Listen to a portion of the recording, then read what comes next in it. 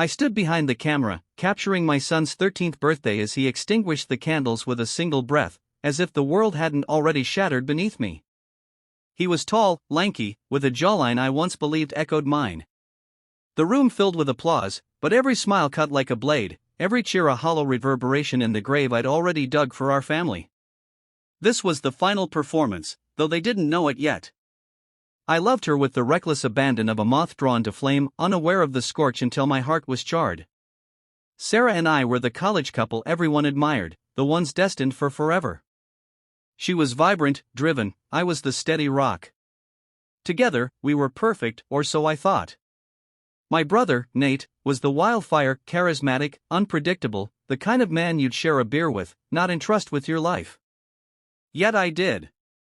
God forgive me, I did. Nate was there at our wedding, raising a glass of whiskey with a grin and a tear. He became the fun uncle when our son was born, arriving with gifts and stories of adventure.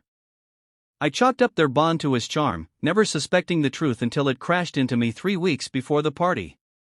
I'd come home early, claiming a headache to escape work, craving quiet.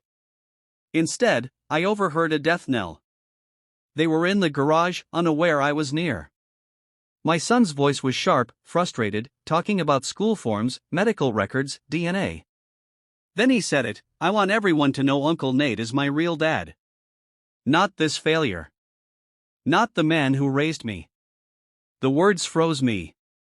I didn't barge in or yell. I stood, silent as stone, letting the betrayal carve itself into me. I swallowed the pain and turned it into a plan. I didn't confront them.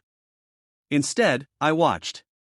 I hid a recorder under the living room couch, set up a motion-activated camera in the garage, synced their texts to a private cloud. They weren't cautious, liars never are when they think they've won. I saw footage of Sarah murmuring to Nate in the driveway, read messages plotting to keep things hushed until after the birthday, planning how they'd ease my son into calling Nate dad, erasing me like a stain. They talked vacations, custody, as if I were already gone. I saved everything, labeled it evidence, consulted a top divorce lawyer, and ordered a DNA test. I swabbed my son's toothbrush, sent it off, and waited. The results arrived a week before the party.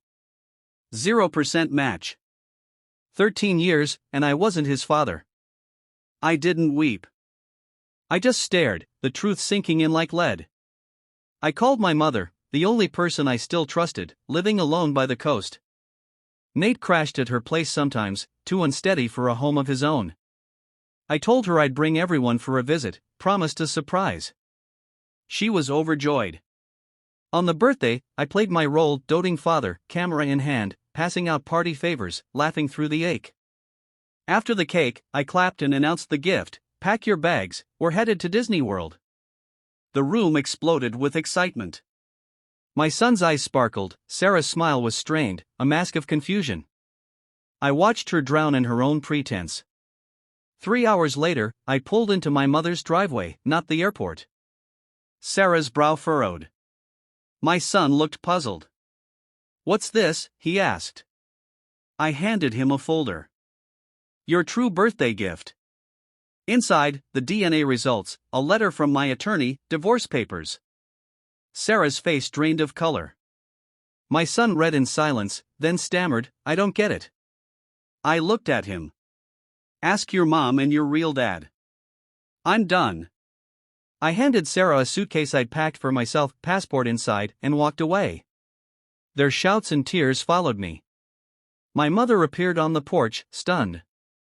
Nate stumbled out, half-dressed, bewildered. I kept walking.